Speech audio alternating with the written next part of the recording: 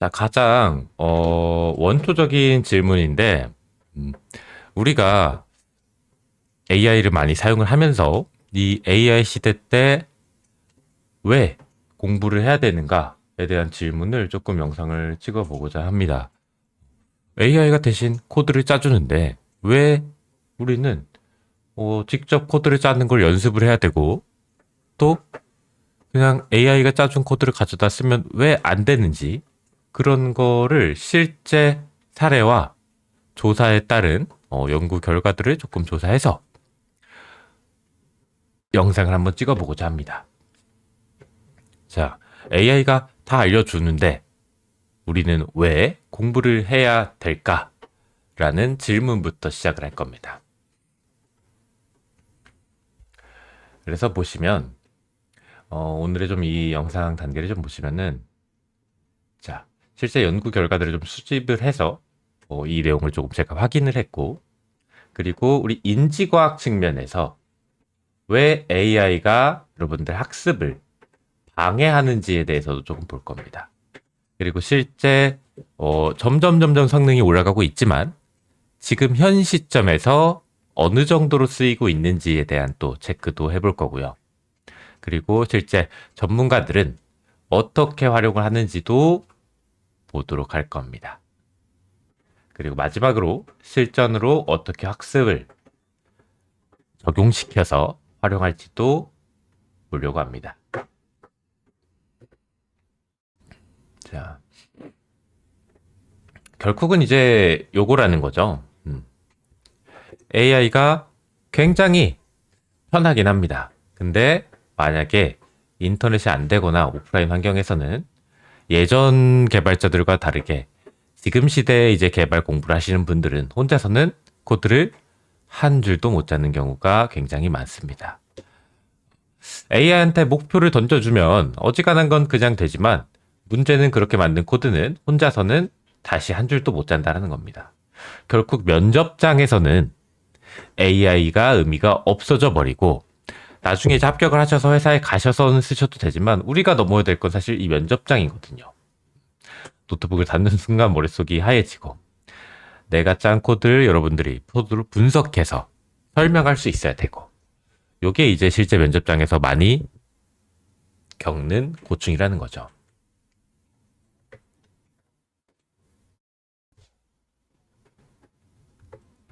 자, 그래서 실제 실험을 해봤습니다. METR 실험을 해봤는데 오픈소스 개발자들을 모아 실제 개발 과제를 풀게 해봤고요. 그래서 절반은 AI를 사용하고 절반의 팀은 AI 없이 실험을 했었습니다. 그리고 그분들이 이제 실험을 끝나고 나서 느낀 게 뭐냐? 실험 전에도 끝난 후에도 AI를 사용했을 때 개발이 빨라졌다라고 느낀다는 겁니다. 오히려 현실은 실제 시간은 더 느려졌습니다. 작업 시간은 19% 이상이 더 느리게 측정이 되었습니다. 그 이유가 뭐냐면, 자, 만약에 우리가 직접 코드를 짤 수 있는 사람이라고 가정을 하였을 때, 직접 코드를 짜면, 작업 순서가 되게 단순합니다. 내가, 그 코드를 삽입시킬 위치를 일단 파악을 하겠죠. 소스 코드 프레임워크를 알고 있고, 이 부분은 경력자고 이미 회사를 다니고 있는 분이면 바로바로 뭐 1초, 2초 만에 진행이 될 겁니다. 그리고 그 자리에 내 로직을 작성을 하고요. 한 번에 작동하는 로직은 오히려 불안하죠. 그래서 디버깅을 거쳐서 돌아가는지 확인한 후에 여러 가지 뭐 예외 처리들을 넣어주면서 완성을 시키게 됩니다. 근데 AI를 이제 활용해서 작성을 하시면 자, 처음에 AI 코드를 우리가 받아야 되고 그거를 읽습니다. 근데 이게 완벽하게 우리 프로젝트에서 필요한 그런 돌아가는 코드가 아니기 때문에 어느 정도 여러분들이 변형을 하셔야 돼요. 그 변형의 단계가 이 부분이죠. 소스 코드를 변형을 하고 자, 그리고 디버깅을 하는데 보통 AI만을 활용하거나 뭐 웹에 있는 남의 소스 코드를 활용하신 분들은 디버깅이 익숙치가 않습니다. 직접 코드를 만드시는 분들에 비해서 디버깅이 10배 이상의 시간을 소모를 해요. 여기서 이제 시간을 또 굉장히 많이 소모를 하고요. 그리고 나서 뭐 예외 처리 이런 것도 또 AI 도움을 받겠죠. 전반적으로 작업 시간이 19%가 더 오래 걸렸다는 실험 결과가 나왔습니다.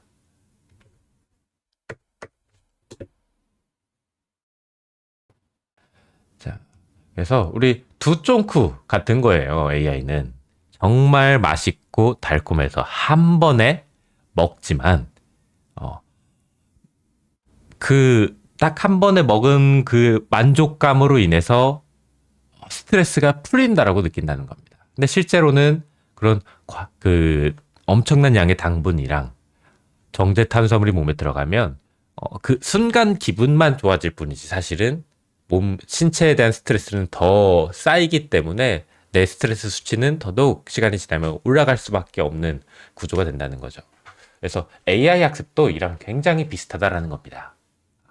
AI로 과제를 수행했을 때 점수가 크게 상승을 하고 AI 덕에 여러 가지 접근성이 해결이 되면서 상향 편준화가 되고 하지만 우리가 생각하는 이해와 학습은 일어나지 않는다가 확실한 거고요.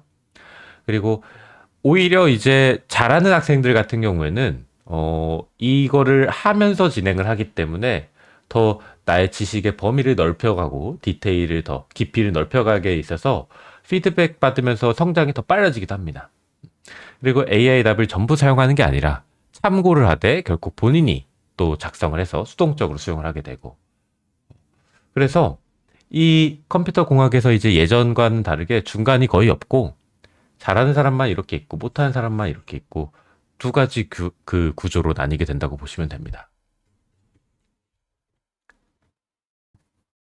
자, 그래서 왜 이게 그러면 인지과학적 측면에서 AI를 사용을 했을 때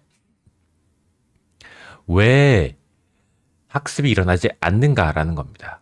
우리가 어떠한 지식을 눈으로 봤을 때 두 가지로 조금 분류를 할 수가 있습니다. 학습에 있어서. 처음에는 recognition, 인식이에요. 인식. 교과서를 보면서 아 이런 내용이 있었지 하고 다음 장을 슬슬 넘기고 아 이런 거 대충 이렇게 되지 하고 슬슬 넘기는 거예요.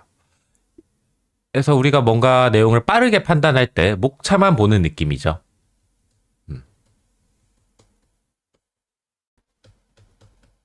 그리고 우리가 이제 얘기하는 학습, 코딩에서의 학습은 회상입니다. 회상. 수많은 것을 계속 반복하고 연습하고 훈련하고 해서 내가 필요할 때마다 머릿속에서 꺼내가지고 그냥 무의식적으로 작성할 수 있을 때까지 연습하는 거예요. 읽기보다 당연히 더 효과적이고 우리가 이제 시험 공부할 때 많이 사용하는 방법이죠. 예를 들어서 이런 겁니다. 우리가 미드 자막을 보실 때 자막을 켜고 보면 소리가 들려요. 근데 사실은 그거는 뇌가 글을 더 빨리 인식을 해서 그쵸? 그 글을 알고 스펠링을 알고 머릿속에서 인지를 해버렸기 때문에 소리가 들리는 것처럼 들리지만 사실은 자막을 꺼버리게 되면 소리는 들리지 않게 되죠. 그래서 영어 공부를 하실 때도 우리가 사실은 자막을 끄고 공부를 하셔야 됩니다. 소리로 학습을 하셔야 돼요. 그래야 실제 미국에 나가서 또는 뭐 북미에 나가서 유럽에 나갔을 때 영어로 의사소통을 하는데 무리가 없어지게 됩니다. 대표적인 인식과 우리 회상에 대해서 차이를 이 미드 자막에서 볼 수가 있죠. 자, 그래서 어렵게 배울수록 오래 남는다라는 겁니다. 바람직한 어려움은 단기 성과에 쉬운 학습이 높지만 장기 기억은 어렵게 배운 쪽이 이긴다라는 거예요. 그래서 여러분들 뭔가를 암기를 하시거나 읽으실 때도 글만 읽으시는 분들이 있고요. 또는 저 같은 경우는 항상 글, 영상, 사진, 이미지 또는 제가 몸으로 직접 움직여 봐서 기억을 하기도 합니다. 절대 머릿속으로 상상만 하지 않아요. 움직임.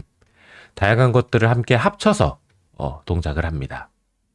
물론 이제 이게 되게 글만 이용해서 자료를 읽고 떠올리고 이런 것들을 놓고 봤을 때 단기적으로 학습하는데 걸리는 시간은 굉장히 빠르죠. 그래서 내가 몸으로 느끼기에는 나 많이 배운 것 같아. 이렇게 생각을 합니다. 근데 이렇게 학습하신 것들은 시간이 2주, 3주 또는 2달, 3달이 지나가면 다 잊어버리게 돼 있어요. 이것이 여러분들이 AI를 썼을 때 면접장에서 내가 만들었음에도 불구하고 대답을 못하는 이유가 돼버립니다. 만들었다고 착각하는 거죠. 사실은 AI가 만들어준 것이지만. 그래서 항상 빠른 거를 우리는 지향해야 됩니다. 빠른 거를 지향하셔야 돼요. 항상 느려도 괜찮습니다. 디테일하게 읽고, 그쵸? 그리고 디테일하게 떠올려 보고, 또 확인해 보고, 오늘 안 되면 내일 또 연습하고, 시간을 길게 두고 학습하셔야 돼요. 똑같은 거를 똑같이 시간을 1시간씩 5일 하는 거랑 5시간씩 하루에 하는 거랑 1시간씩 5일 하는 게 장기 기억적으로 놓고 봤을 때 효과가 훨씬 유리합니다.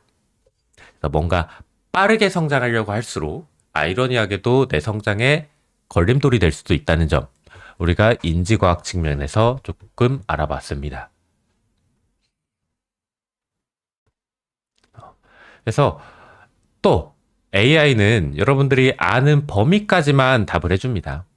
내가 알고 있는 범위가 그것을 크게 벗어나 있지 않다면 AI를 활용해도 크게 내 그 지식의 범위를 넘어가는 경우는 흔치는 않다는 겁니다. 그래서 비전공자나 뭐 이렇더라도 AI를 통해서 개발을 하시더라도 꼭 방송통신대학교 컴퓨터과학과도 괜찮고, 또는 뭐 온라인 뭐 대학원 이런 것도 괜찮고, 여러분들의 그 전반적인 컴퓨터 공학에 관련된 범위를 넓히시는 게 결국은 여러분들이 이 AI 시대에 또 하나의 경쟁력이 될 수도 있습니다. 자, 그리고 이건 이제 우리가 실무에서 어떻게 쓰여지는지를 조금 봤는데, 개발자의 85%가 지금은 AI를 활용 중입니다. 그리고 AI 코드만 활용하는 경우에는 55%고, 그리고 경력직일수록 오히려 코드를 조금 불신하고 확인을 한 후에 사용을 하는 걸로 알려지고 있습니다. 그래서 우리가 이제 리누스 토르발즈라는 이제 AI 코드를 그렇게 비판하던 거장마저도 AI를 지금 활용하고는 있습니다. 근데 반대로 2주 동안에 폐기되는 코드 비율이 AI를 통해서 더 늘었다는 것도 우리가 볼 수도 있고, 그리고 이제 최근에는 유튜브나 뭐 블로그 이런 데는 AI 콘텐츠가 막 범람하기 시작해서 AI 콘텐츠로 만들어진 뭐 영상이나 이런 것들 수익 창출이 하나둘 막히고 있게 되죠. 자, 안드레 카파시라고 이제 그 실제 그 엄청 유명한 이제 프로그래머죠. 바이브 코딩이라는 말을 처음 붙이신 분입니다. 아마도 저기 클로드 코드 팀에 합류를 하신 걸로 기억을 하는데, 자, 바이브 코딩에 대해서 한 얘기들이 있습니다. 에너지볼이 나간다. 한 줄 뒤엔 좌표, 질량, 가속도만 돌아간다. 결과물만 외우지 말고 내부 세부까지 설명할 수 있어야 한다. AI한테 질문하며 이해가 끊긴 지점을 찾아서 끊임없이 연결하셔야 됩니다. 학습은 원래 재밌으면 안 된다는 겁니다. 주된 느낌은 노력에 들어가야 된다는 겁니다. 사실 AI를 통해서 계속 서로 얘기를 하고 주고받고 개발하다 보면 재밌습니다. 시간이 금방 가요. 2시간, 3시간도 금방 가고요. 그렇지만 우리가 어렵게 학습해야 되는 그 과정을 꼭 넣으셔야 된다는 겁니다. AI 도구의 활용도 중요하지만 이 과정을 통해서 길러야 될 것은 결국 회복력과 적응력, 그리고 저는 여기에 근성을 하나 또 추가시키고 싶습니다. 끊임없는 훈련과 연습이 필요하신 거예요. 자. 그래서 결국은 MIT에서 실제 실험을 했는데, 시험을 노트북을 끄고 종이로만 했을 때랑, 그렇죠? 그리고 챗봇으로 했을 때 시험 합격률에 대해서 비교를 했습니다. 이게 놀랍게도 뭐 10대 90도 아니고 거의 0에서 100의 환경으로 여러 가지 뭐 실험에서 변수가 주어졌겠지만 뭐 학습 시간이 짧았다든지 범위는 넓고, 자, 종이 합격률이 직접 작성해서 하신 합격률이 100%가 넘었습니다. 그래서 AI를 통해서 여러분들 소스 코드를 직접 만드시더라도, 가져다 쓰시더라도 여러분들이 학습하는 데 있어서는 직접 작성하는 거, 남의 코드를 보지 않고 본인의 머리로 직접 작성하는 거, 이거를 꼭 가져가시길 바랍니다. 자, 그럼 오늘부터 우리는 뭘 해야 되냐? 자, 일단 AI를 켜기 전에, 그렇죠? 여러분들이 직접 소스 코드를 작성해 보시는 겁니다. 30분 먼저 내가 직접 코드를 작성해 보시면서 잘 안 짜여지더라도 삽질을 먼저 꼭 해보시고요. 그리고 잘 안 되는 게 있으면 공식 문서를 참고해서 작성을 해보시면서 또 삽질을 해보시고요. 그리고 나서 안 되면 왜 안 될까? 라는 질문을 AI한테 묻는 겁니다. 코드를 짜줘가 아닙니다. 질문을 물어야 된다는 겁니다. 그리고 나서 또 AI를 끄시고요. 다시 여기서 얘기해준 해결 방법이나 구조를 떠올리면서 다시 또 삽질을 해보시는 겁니다. 그리고 이거를 계속 반복하시면서 직접 만드는 경험을 만드셔야 됩니다. 그래서 나는 이 로직을 만들 때 내가 어떻게 문제를 해결했는지, 어떤 방식으로 해결했는지, 이런 경험과 훈련들이 여러분들 몸에 쌓이면서 내가 나중에 AI를 쓰더라도 더더욱더 잘 활용할 수 있는 개발자가 되는 겁니다. 자, 그래서 기억하시면 좋을 것 같습니다. AI를 통해서 학습하신 그 집단의 비율이, 합격한 비율이 0%의 수렴 맞고, 직접 작성해서 합격한 비율은 100%가 돌아갔습니다.